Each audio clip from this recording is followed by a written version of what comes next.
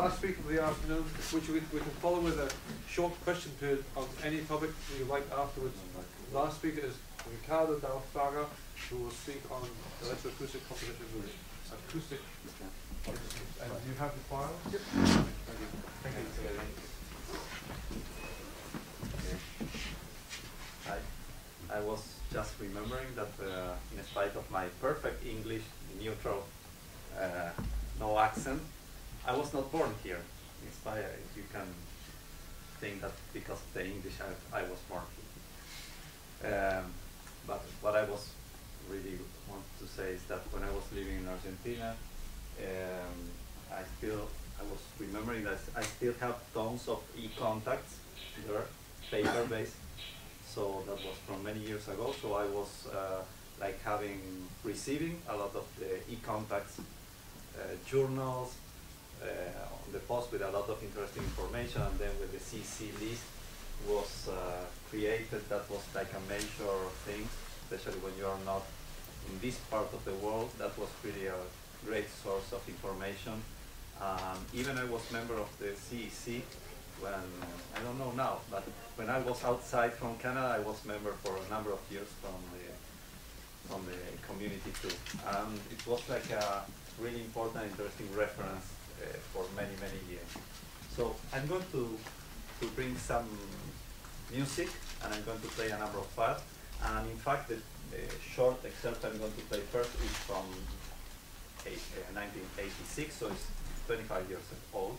And I was also remembering that shortly after this piece, almost 25 years ago, some of these works were played here at Concordia, and some I think was the Spectra series, maybe 87 or something like that. So it's AUQ1. Yes, almost 25 years ago.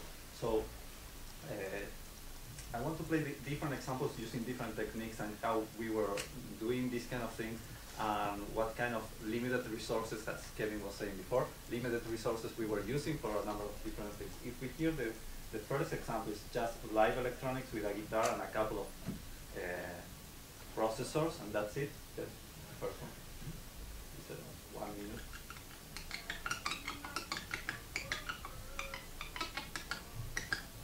That's Arturo Gervasoni on the guitar, doing the live electronics band. To do some of these works, what we needed to do was to develop specific techniques for the guitar. These are all one take, no post-processing, no editing.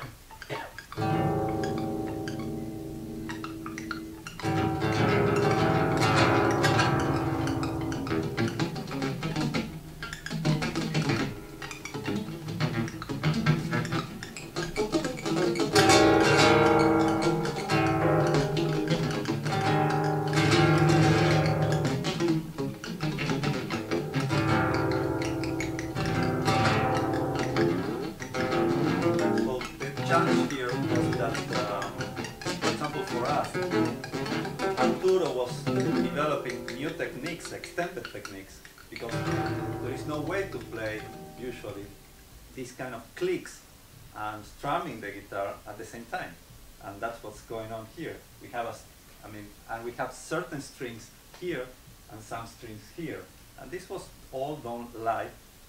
It was really complex, and we were like developing these kind of things, and we were working a lot to get these kind of sounds and just being able to play exactly the same piece live on stage. So that was done with extremely limited resources. We were using just guitar with piezoelectric microphones under each string on the bridge, and then we were using like a pitch transposer and a digital delay, a number of things with just an analog mixer, and that was it. And in the same kind of approach, we were with a different guitar player. On the second file, that's called Echt. Nobody knows exactly, so I can tell it's EG, or in English it's EGT. That means only extended guitar techniques. But just it sounds much better, Echt.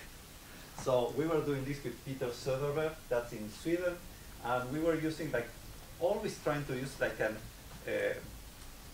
some kind of economy in the sense of not using a lot of resources, because we didn't have a lot of resources. So I was doing this in Sweden just because of a short concert there. We were playing live with Peter Söderberg, he's a guitar player, and I was still using the same kind of processing. So, but evolving, trying to develop other kind of techniques. So in this piece, yes, please. I mean, we were trying to control the dynamic of the guitar is controlling part of the feedback, for example, here. Something we couldn't reach before.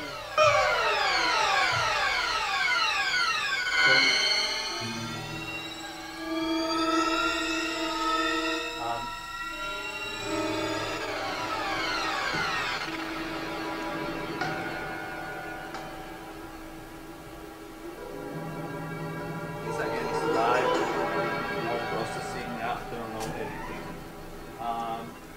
Something is interesting for me is that I never thought this was really full composition, because it was like a mix of composition and improvisation, but I didn't know the word comprovisation until I met Sandeep a few years ago. So I discovered that what I was doing 25 years ago was comprovisation. I mean, because yes, was fixed in a number of things, but at the same time I was leaving a number of aspects with certain freedom.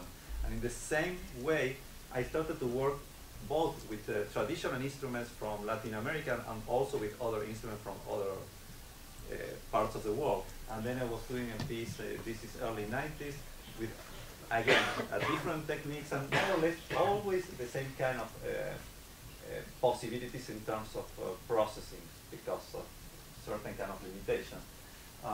Yes, so this is a mucavina. It's a double reed kind of always played by Joseph Cherry. Joseph Cherry is a great performer in the US.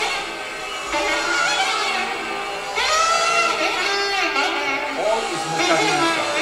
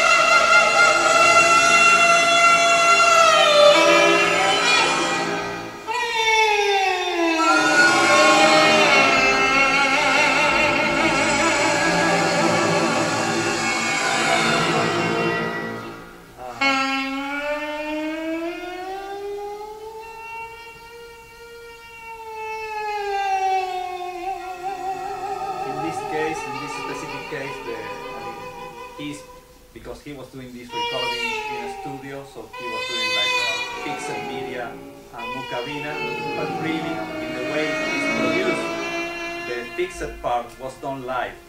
I mean, one take, so you can perfectly do this piece live too.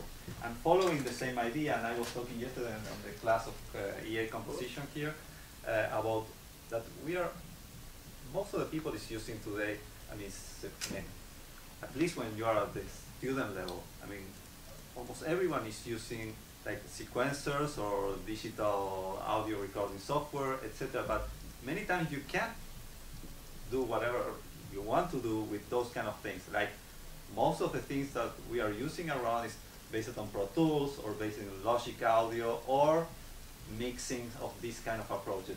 And in this other piece, it's a very also old piece. It's a historical day, so it must be old pieces. Okay, fourth one. So this was done live too. It's all electronic. So, how can you do this live without a percussion? You can do this with Pro Tools. You can do this with Logic Audio. There are some errors intentional.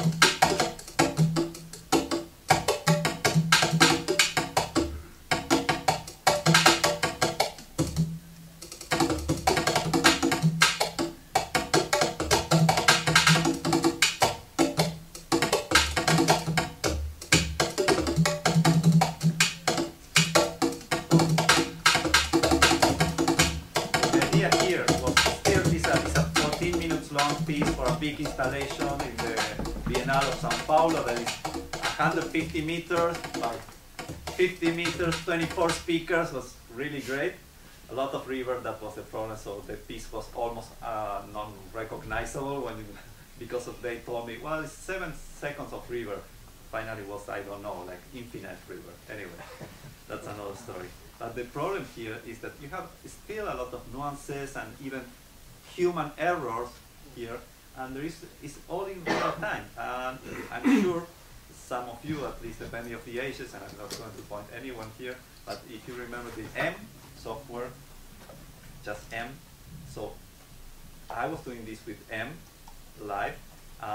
Was not probably the typical way of using it, but still this was possible to do with M, and we can do these kind of things with any of most of the software we are using today in our classes.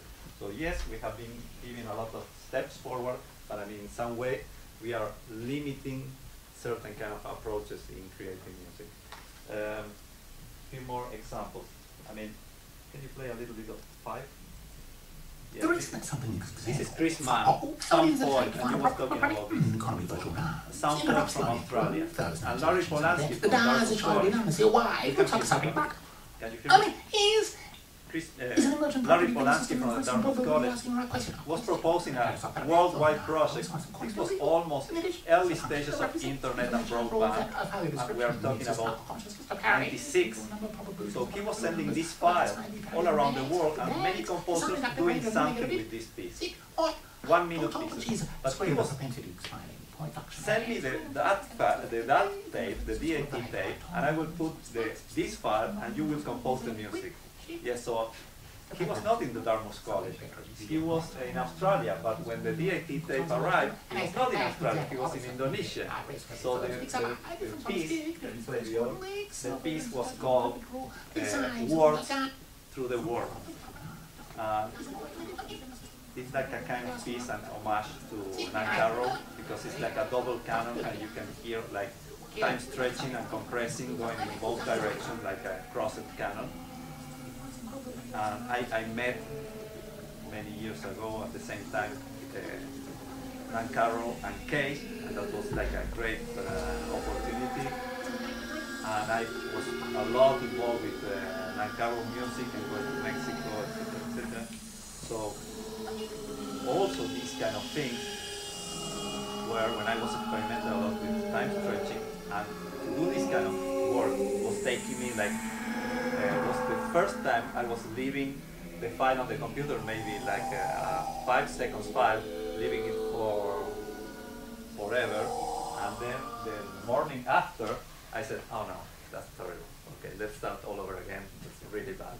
So in the same kind of approach, if we can hear number 7 a little bit. Cuando me voy de mi That's typical from the mountains northwest of Argentina. In this case, just the voice. I'm sure I know you can understand that too. I'm not the only Spanish speaking guy here. Okay, and if you play the next one a little bit, you have another typical thing. That's typical singing. That's a charango. It's a very small guitar style, and the guitar, Spanish guitar. But the charango, very small, like with an, can you say armadillo? The animal. Okay, so the armadillo is the body and metallic strings. So sometimes, I mean, just play with it. Sometimes what you can find is that certain kind of original instrument can, thanks to certain kind of techniques, can produce a kind of, just put a little bit louder, certain kind of timbral qualities that you cannot find in any other way. For me, I love this timbral quality especially.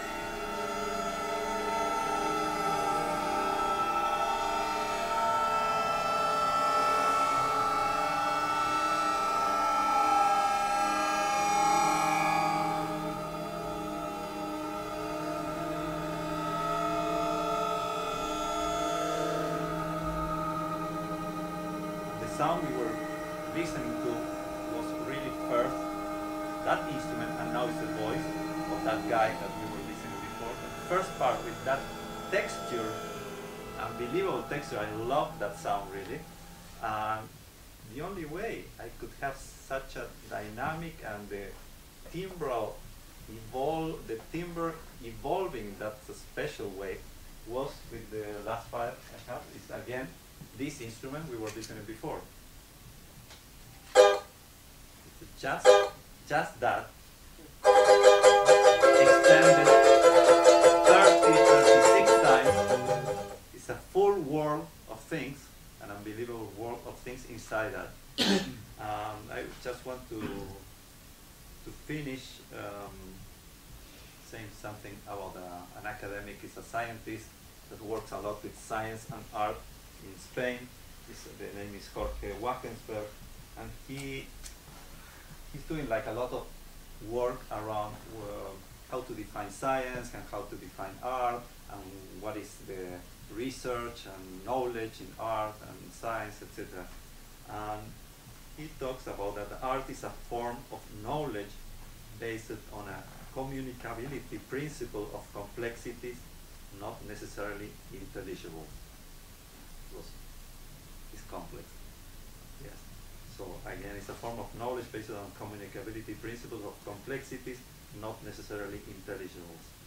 And I think this applies to the arts, to the music, and to electroacoustic music too. And I think it's very wide, but it's at the same time very interesting in terms of how we can understand and how we can think about what the art is, and it's comprehensive enough to fit Bach or Stravinsky or the crazy things we are